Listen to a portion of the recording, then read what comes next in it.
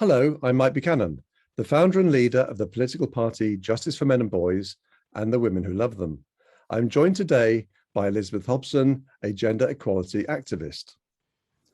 Our guest today, Greg Ellis, is the English author of The Respondent, Exposing the Cartel of Family Law, which has an introduction by Johnny Depp and a foreword by Alec Baldwin.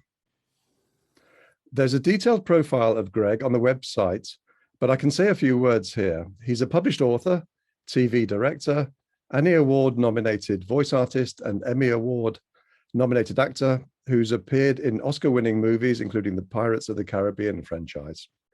He's directed Hollywood superstars, produced and written television shows and commercials, performed leading stage roles in Broadway musicals, voiced cartoon characters for movies, TV series, cartoons, over 120 video games and toys, and has recorded multiple albums, singles, and soundtracks.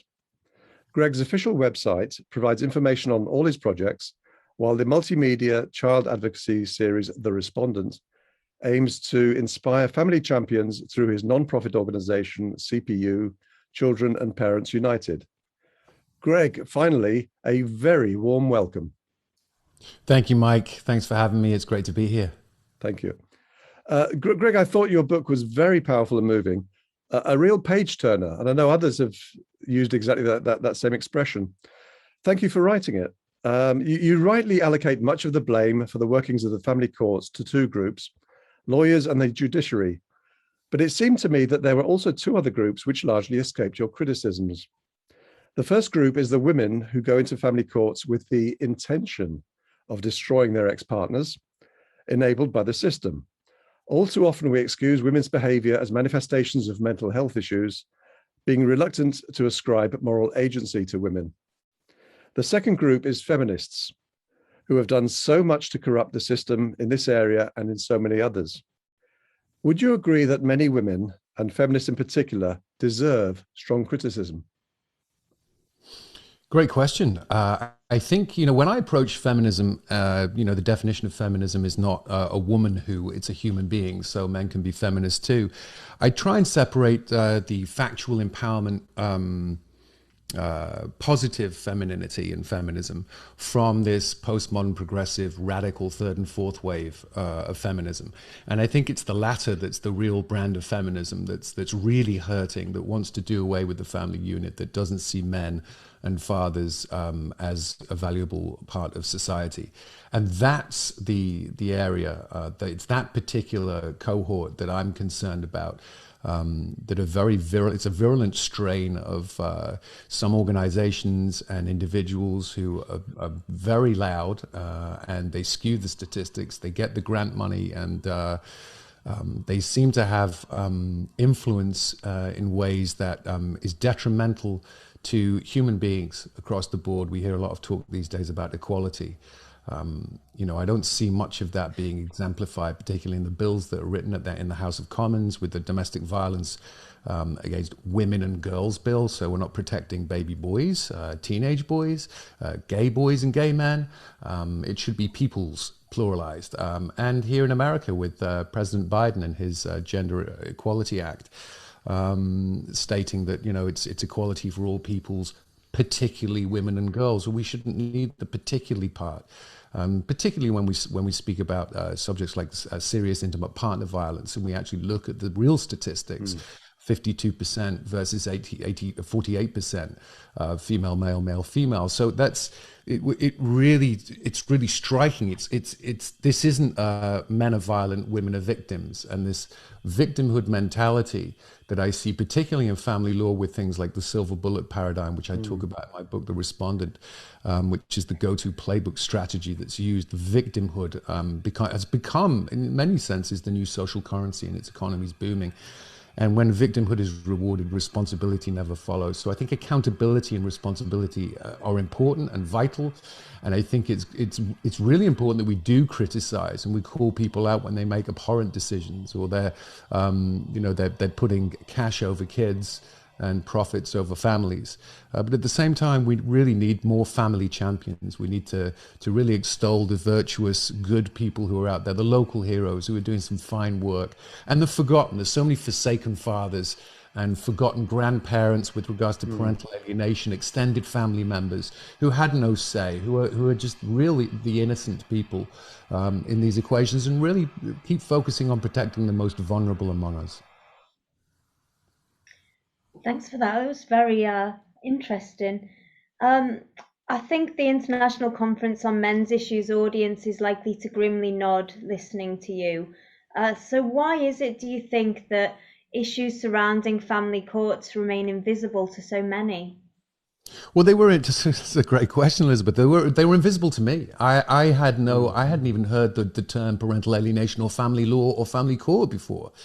I think many of us are ignorant. I mentioned this in the book about the framing of an ignorant man in terms of, we're not necessarily innocent, but we should be presumed innocent. That's another flaw with the system. There's the one branch of our legal system that doesn't provide a presumption of innocence. There isn't due process, which means that criminals get more rights than parents, partners, spouses, ex or otherwise. So the grimly nodding part, I think part of this, what's important from the organizations and the movements and the individuals who've been at this for a lot longer than I, who've dedicated so much time and effort into really raising awareness of these issues that have been going on for decades, is to come from an empathic, compassionate place for them and speak on behalf of them, the individuals who are affected by this, to really call out the industry. But here in America, I call it the American divorce machine. It is a nearly $60 billion a year industry. This is going on and has been going on in the UK, North America, South America, as far as Australia, from the tips of Australia to Hawaii. It's a worldwide, global, I think, national health crisis, mental health crisis too.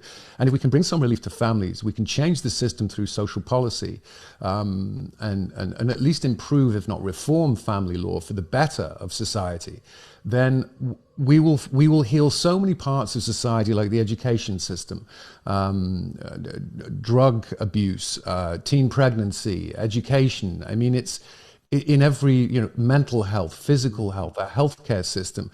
The burden will be lifted in so many parts of our societal ills.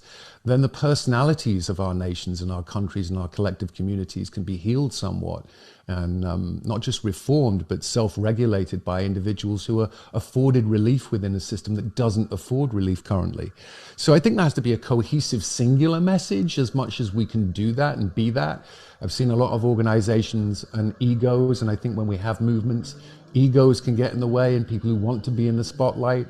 I see some inexperienced messaging as well. I think the narrative is important, the story is important, how we share it, who we share it with, and at times how strident. We can be assertive and strident without coming across as angry and bitter. If you read my book, I have so many reasons to be angry and bitter, but I don't carry anger and bitterness in me.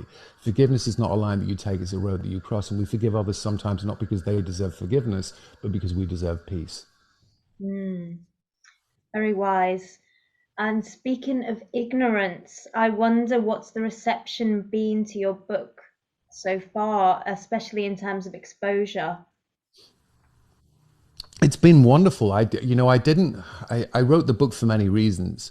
It's part memoir, part mediation or meditation, and part manifesto.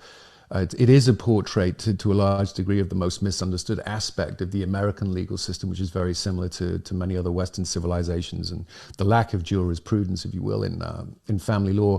To some degree, it's a guidebook and hopefully an indispensable read for not only parents and partners and extended families, mothers or fathers enduring the grief of child separation, but or anyone interested in learning more about the gross overreach and unrelenting brutality of this system of family law. It's an unvarnished first-person account, a cautionary tale, a true story of family breakdown and the societal, political and legal forces that are fueling this, what I refer to as a national, if not global, mental health emergency, and exposing and condemning this gender bias that presumes that fathers are less effective caregivers. We've seen the advent of and the rise of feminism and women in the workplace and gender roles changing changing, which I think has been wonderful to a large degree. But I think family court is still stuck in this antiquated ideology that looks as mothers as the major caregiver. And, you know, I have two boys, you know, and speaking as a father with boys, you know, it does take a woman to raise a boy, but it takes a father to raise a man. And by that, I mean, you know, the biological mother and father having that in a home is so vital. We look at every particular metric, positive or negative, and we look at every statistic points towards the value of mother and father, mothering and fathering, not just parenting. So, you know, the response has been wonderful. It's been surprising to me. I've been inundated with emails and requests for media. I've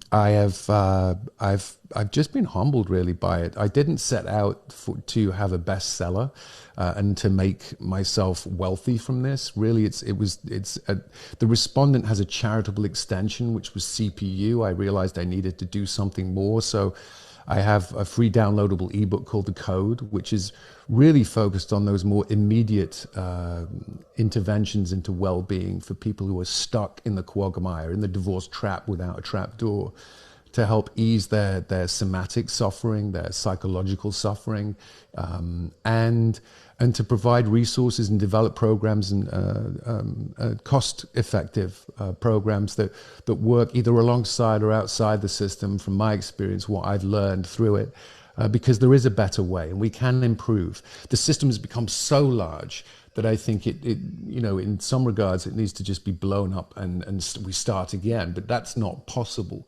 So how do we tend to this multifaceted, very incentivized system for the dregs of the legal system? Because that's what they are, frankly, that work in family law. You ask any attorney who works in any other branch of the legal system, they will tell you it's the dropouts and the nincompoops and the ignoramuses who work as attorneys in family law, and the grifters, because it's so easy to make money there off people's estates, churning away.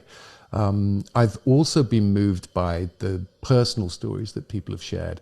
When I was asked early on with a book by my publisher and publicist, you know, who's the target demographic, I was about to go into some nonsense speech about which area and which particular group or cohort of people that the book would be targeted to. And I basically just said, look, there's, you know, every day, I think in America, 8 to 10 divorced fathers take their own lives. I'd like to get that number down. I think it's 2 divorced mothers or women take their own lives. I'd like to get it. So on any given day, if we can reduce the amount of suicide, suffering, and provide more relief, and hopefully just even people who don't have the book or even haven't read the book know that it's out there and there is someone else going through what they're going through and they're not crazy. They're not living in some dystopian upside down world. It's you know, these institutions that we have that I used to believe were fair and impartial are not fair and impartial. They're about money and power. So I think just shifting that structure away and laying out some groundwork, I think, for the future to be proactive and say, look, I love women, but men are having a raw deal right now. Mm-hmm. I remember a line, Greg, in your book about, I think you were dropped by your attorney or woman, and immediately after that, she was picked up in a chauffeur-driven shiny black Bentley. I thought, wow, yeah, this was Susan Wiesner, one of the elite attorneys here in Beverly Hills. Yeah, she'd basically stood up in court. She'd advised me to do certain things that the judge then admonished me for, sat idly by while I got chastised by the judge, having done what I was told by my attorney. Then when we got outside, and she, you know, after she held her hands up in court, and, you know, the chauffeur-driven Bentley rolls up and away she drives, and I'm left there on the street corner outside the court going, what just happened? What just happened there? I listened to the advice of this person who's getting paid $800+ an hour. And I think that particular hearing had cost me close to $80,000 because she led me to a forensic accountancy firm, which of course, you know, she's friends with, and they make money, and then they send you to someone else and they make money. There's so much money, Mike, to be made in this. This is why we need to have some kind of cap. We just need to reform this system. Mm. Agreed. Greg, few men who've passed through the meat grinder that is the family court system decide to advocate for other men in similar circumstances, maybe because most men understandably decide to draw a line under their experiences in order to get on with the rest of their lives. It's part of the coping strategy of being stoic, I think, and being, and being a man. So can you tell me what drove you to become an advocate through your non-profit organization, CPU, Children and Parents United, and how is that initiative going? Yeah, I can. I think, look, there are a myriad of reasons as to why I decided to turn my horrific experience into something good. You know, a curse can be a blessing and become your calling. And I lost, I mean, you've read the book, Mike, I lost the ability to be a father, and my sons lost their dad for half their childhoods, having grown up to the ages of 10 and 8 with me, super present and always there, and being that grounded rock, and them feeling safe and secure in the world, and they lost that. So I am precluded in many respects from helping them, but what I can do is help others, and I can be of service and I can give back. So that's really, the phoenix from the flames. And also, there's a myriad of reasons why, I wrote The Respondent really as part of my sense-making therapy and recovery. I didn't want to write the book. I had to. I wrote it to make sense of, this government-sponsored devastation of my life and destruction of my family. I wrote it to let my boys know that I hadn't abandoned them. I wrote it to tell other similarly situated men that they are not alone. And perhaps most of all, I did write it to ring the alarm bell about a broken system and call for social change and family law reform. I think I'm a curious fellow at heart, and I became curious. Every time the system told me I was this, I didn't just blindly accept it. I know who I am. I know my values. I have a belief system that can evolve. I can break through beyond my pre-existing belief system. But I fundamentally believe that the breakdown of the family is the biggest civilizational catastrophe that we're facing today.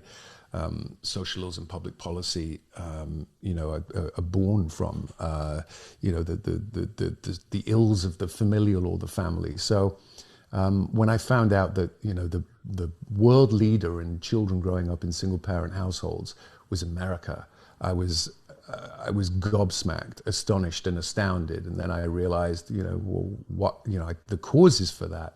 Why is that? Why is that the case? Why are 43% of American children living without their father? Why are 63% of youth suicides from dad-deprived homes? Why are 71% of high school dropouts from dad-deprived homes? Why do we have a system that presents itself as a cure when in fact it is perpetrating crimes against humanity? And I don't say that lightly. Child trafficking, when I looked into the CPS and I found out what they were up to, and the fact that states get reimbursed $6,000 for every child who's placed into foster care, and bonuses if they're kept there longer, and 4,000 children lose a parent in family law every day in America. This is state-sponsored, federally funded child trafficking. There's no other way to put it. And it's no wonder we have an issue, the underbelly, the ugly underbelly in America of child trafficking, when we have a family court system that is trafficking children, incentivized to do it, and a CPS that's like the Gestapo and has ultimate power, more power than law enforcement, to come in, make determinations based on ideology rather than facts. And by any standard, Greg, it's child abuse. It's institutionalized child abuse, and it's pure evil. One of the consequences, of course, I know you had a discussion with Warren Farrell, which is very interesting. And one of the things he points to is that one of the many consequences of fatherlessness is the mass shootings epidemic. There are virtually no American mass shooters who had a good relationship with their fathers. Even the Las Vegas shooter, I think he was in his 60s or 50s at that point, and he'd never had a relationship with his father. Apparently, virtually every mass shooter has basically been fatherless. Yeah, I mean, what Dr. Warren Farrell, who I've talked to, actually, we've been, our charity CPU has been talking with Warren about his couples communication courses and coming on board with CPU about that, unless we actually go underneath the causality, what's driving this behavior, and talk about the uncomfortable truths and facts that are there, we're not going to move forward. I mean, I wrote about Walter Scott, who I'm not sure if you remember Walter Scott, but he was shot and killed. He was shot in the back 7 times here in America in, I think it was 2015. And it all focused on race. But Walter Scott was actually running from, when he was pulled over with a broken taillight, he was running from family law and child support. And the fact that he couldn't, $3,000 became $6,000, became $8,000, 3 times in prison. $18,000 he owed on the morning he was pulled over. He lost his livelihood, his job. It's a hopelessness. And he's not alone, and many aren't alone, which is why I called it in my article Black child support, because this system, which the system didn't fail Walter Scott simply because he was black. It failed him because he was a father. And when that sits and resonates, he was a dead man running. He couldn't ever catch up, and he was never going to be able to catch up to this system. It was, skip child support. For whatever reason, there are a myriad of reasons. I'm not saying that's right, but skip child support, go to jail, lose job, repeat. And it's just this cycle that fathers across America are going through. And I talk about, dead broke dads. Just changing the messaging a little bit from deadbeat dads. Yes, there are some deadbeat dads, but there are many dead broke dads, and they need a voice. This system that punishes financially and still sees the male as the major caregiver in terms of financially, rather than nurturing at home. Well, if we want equality, we have to have it across the board. And how does that look like in this new evolving world? So. Yeah, there are a myriad of interesting subjects to talk about within this, and yeah, I write about much of it in the book. Yep. Greg, near the end of your book, in a section titled "A Funeral for My Boys," you wrote this: "In an effort to wash the ache away, I had a small ceremony for this passing, a funeral to bury all the lost years and love that should have been ours to share. I will continue forward on my path, my arms always extended wide in invitation, filled with hope and faith that they find their way back to me when they are grown." End of extract. I wonder if you could say a few words about that ceremony and what you got from it. It's tough to talk about that. I found it tough just to read it, Greg, to be honest with you. I'm sorry, go on. Yeah. I think it speaks to something that maybe Elizabeth touched on earlier on in terms of when we talk about this and the grim nod and the revisiting of the narrative. So much of what one goes through is trauma and PTSD and the inescapability of the story and the experience. And so I know with that particular chapter, which is called A Funeral for My Boys, which really just addresses the living grief. So there is a sudden, shocking, catastrophic event that happens, which kind of opens the book. But it's that torturous purgatory of living grief, the ambivalent grief. So if someone dies, there's a process, a grieving process. There's a finality to it. But when your children, when your sons, who are the very meaning of your life, and of course that's the paradoxical oxymoron, and how it affects you even more is when you love them so much, that's your Achilles heel. It is so traumatic, it is so overwhelming, it is so debilitating that that living grief can just attack and strike without warning or notice at any time when you're revisiting the story. So that chapter, which I follow up with a letter to my boys, and that was only a page. I think it must have been about 60 attempts I sat down to write that, and each time I did, I maybe got a couple of words out. I'm reimagining it now, and I would be done. I would just break down in tears just thinking about saying goodbye. Even now, I'm thinking about it, saying goodbye to my boys, and I needed something to cope, to tend to give some sense of finality on at least their child. It's not about their living being, but about my experience with them and them with me. And so I decided to have a funeral. It's a very private funeral myself here in California.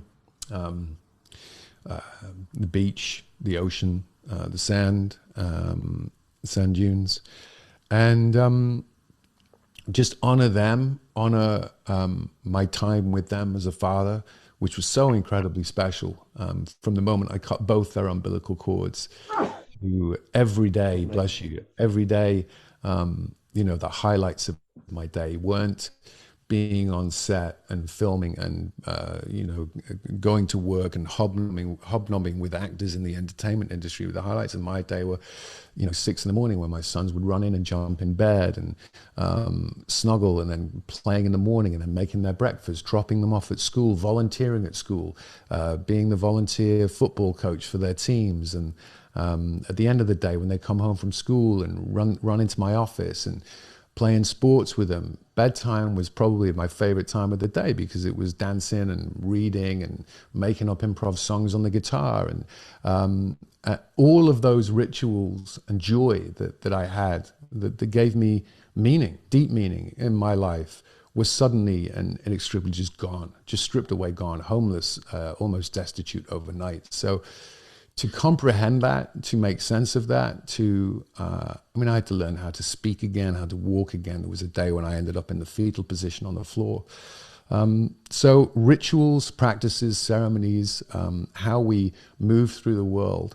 I learned a tremendous amount about that. Studied philosophy, psychology, phenomenology, affect theory, rituals, practices from east to west, and in many ways structured an awakening, a reawakening, if you will, to rebirth myself through this death, this funeral, to be able to move forward, to be able to endure, and then to move to the next phase, which is how can I help others and be of service. And I think that starts and ends with sharing my story as kind of a vessel to the wider stories, because so many are similar and there's so many tens of thousands of stories out there. And also I have a book that perhaps is evergreen, but also I looked around when this first happened to me in 2015 and in the marketplace.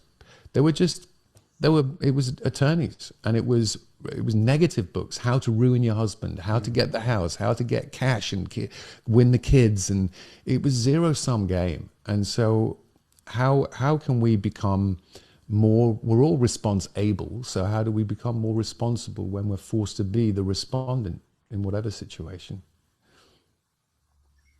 Wow, that was very powerful. And I think that it suggests that you are a sort of living embodiment of post-traumatic growth, which I believe in very much. And, I believe that the best thing you can do for your children if you're separated from them is to build yourself into the finest, strongest specimen of humanity you can be, ready for when they come looking for you. So obviously, you started with the funeral, but once you started building, how does that process begin for you? Wow, great question. I guess part of it was, I'll just share a few things. One evening I sat down with my iPhone and just asked the famous Socrates question, the philosophy question, who am I? And I went into a deep dive dialectic of thesis, antithesis, synthesis. And I ended up with over 1,100 answers and questions. And then I developed a kind of, I call it my Alive Coach Institute. That's something that I'll eventually, hopefully, return to and get round to. How to, I think the best life coach you'll ever meet is yourself. There are so many businesses of life coaching out there, and how to make money, and how to, particularly in America, the capital S, self, how to improve. And so, I worked through routines, I guess. I remember a morning routine and using reminders on my iPhone, which was to wake at 4:55 and then at 5 o'clock pray to the gods, whatever the gods were on that particular day, and pulling from different spiritual indigenous cultures. From the East, I traveled to India a couple of times. and learned a lot there. I taught in a couple of schools, an orphanage for children who were born with HIV, and a slum school. And my morning rituals became they were reminders on the phone to get me into that habit. And after 5 or 6 days, I could turn them off and I was there. But they included, speaking great literature aloud. So I had 5 books around my place, and each morning they'd rotate in a cycle. I'd pick one up and I'd speak aloud just to hear my own voice, speaking great, wonderful words of literature. Going to the beach and getting in the ocean. I had what I call my moving meditation, qigong, that I would practice, and then my welcoming the waves. So I would stand and feel the awesomeness and the power and the indifference of nature, of the waves of the Great Pacific, the Blue Pacific, and that if I could be vulnerable there, in that sometimes chilly, freezing cold water, I could really deal with what was going on land, which was a challenge too, and just built out a system and a structure of reimagining. And I think I certainly became a stronger man than I was before. And I don't think before this happened, I really had an idea of psychological suffering to the point of existential terror. When the world, when you're facing, when you're looking to the future and you think you have it all mapped out, and then suddenly it changes to the point where your entire worldview is upended. Who do you turn to? Who can you turn to? I think ultimately you have to turn inward, that involution of grace and humility, and find that inner strength, that stoicism that Mike talked about. And I've tried to use my time wisely since, deploying the lessons that I learned from that 5-year odyssey through family law, and I'm different now. And I take one resolution with me as I chart this new path. I'd tell myself, it's like, enlightened trailblazer, urbane pioneer, sense maker, is to not merely make new mistakes, but to not repeat the old ones. To not be so sure, to have a little doubt, but to be assertive, to try and be as kind to strangers and as I am to self, and look at the bigger picture of humanity, and never be angry and resentful of the past. Life is remembered backwards and lived forwards. So if we can just unpack that emotional baggage from the past, and maybe even like a floppy drive, rewrite the story on that in our imaginations to be a slightly more cheerier one, a happier one, a more positive one. And I think I write at the start of the book, my definition of meaning. We're all meaning seekers. My definition of meaning is everything happens for a reason. We make up afterwards. And it's the we make up afterwards part. If we can lessen that time that it takes, the afterwards part, to become more close to the now moments, then we can live in the present, and that's a gift. Chris, I have to pick you up on one thing there. You spoke of the freezing cold water. Now this would be California, and I can only say it's been too long since you've been swimming in the sea off the northwest coast of England. Yeah, I did say sometimes. California. I did say sometimes, and it doesn't compare to the Irish Sea. I remember jumping in the Irish Sea when I was 6 or 7 years old. And not only did it take me about 2 days to find the water on the beach because it's so far away, but I remember getting out and I was so violently sick that I never went back in again. I think there's a bit of pollution going on, aside from the bracing cold.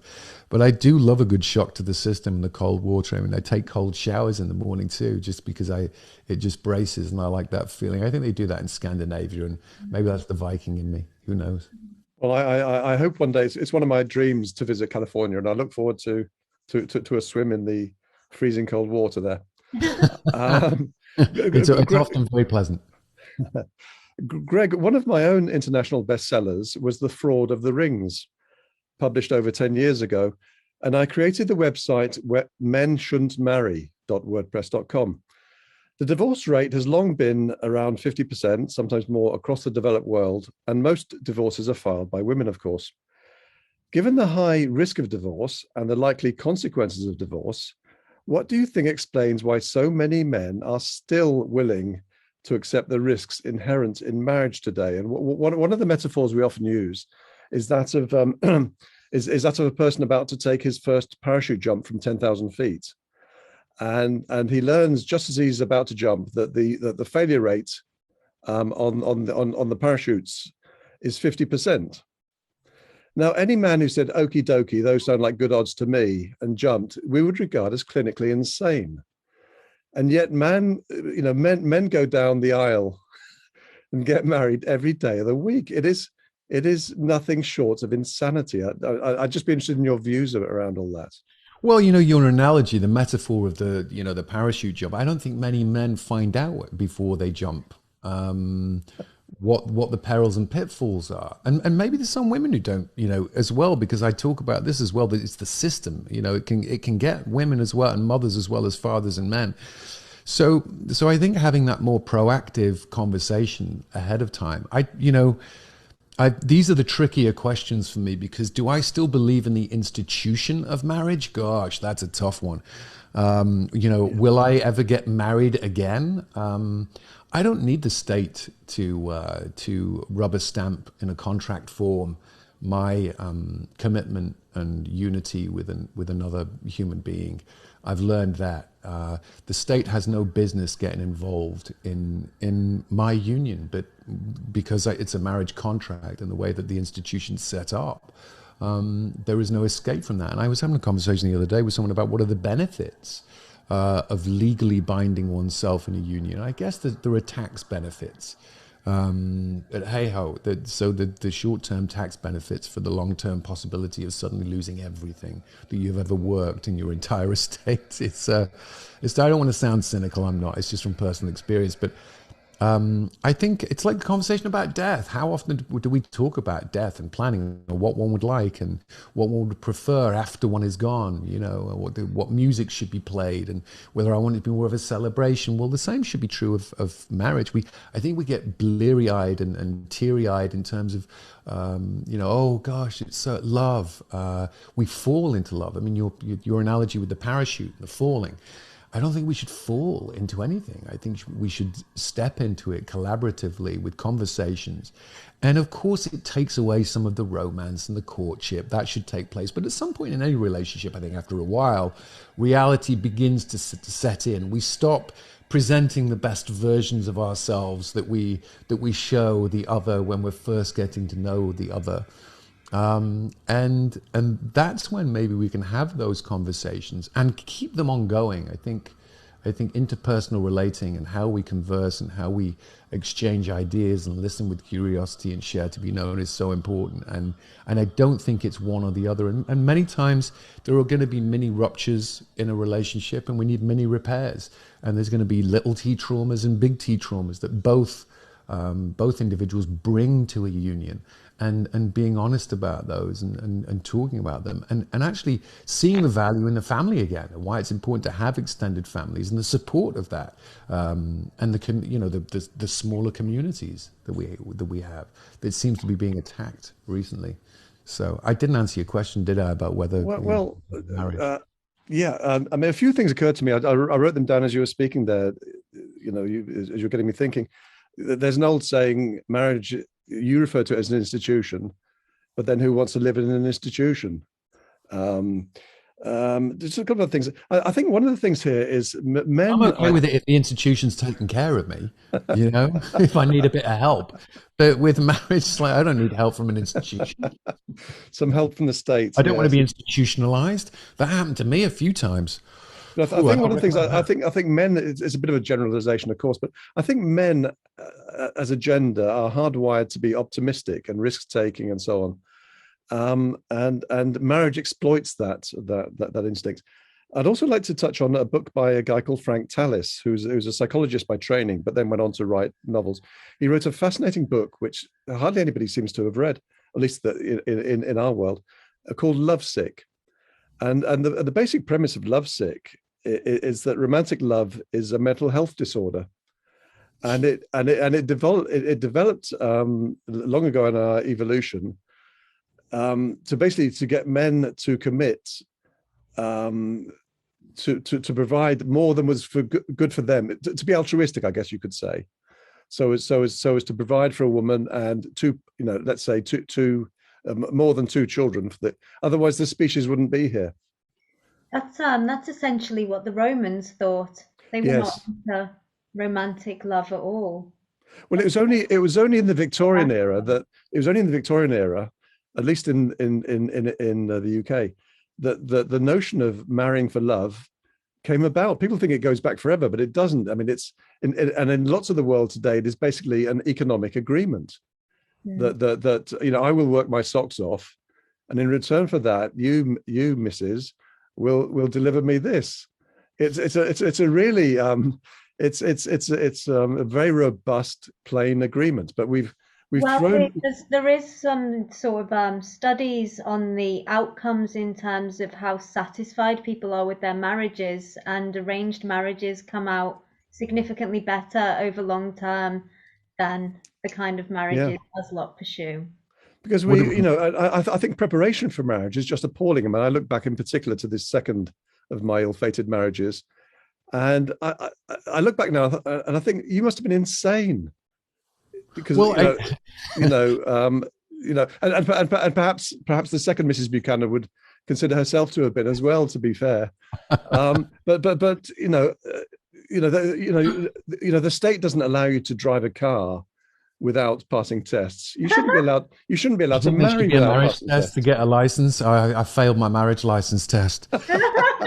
And you'd have had a happier time. But there we go. Yeah. You know what it reminds me of? Well, maybe it's the way the institution and the laws. I think it's important to note some of the laws that have been implemented and how they were well intentioned, like no-fault divorce laws, which I talk about, which swept the nation in America in my book, The Respondent, and VAWA, Violence Against Women Act, which President Biden's looking at again, and I don't hold out much hope that many of the major issues with that particular act they're actually going to be doubled down on.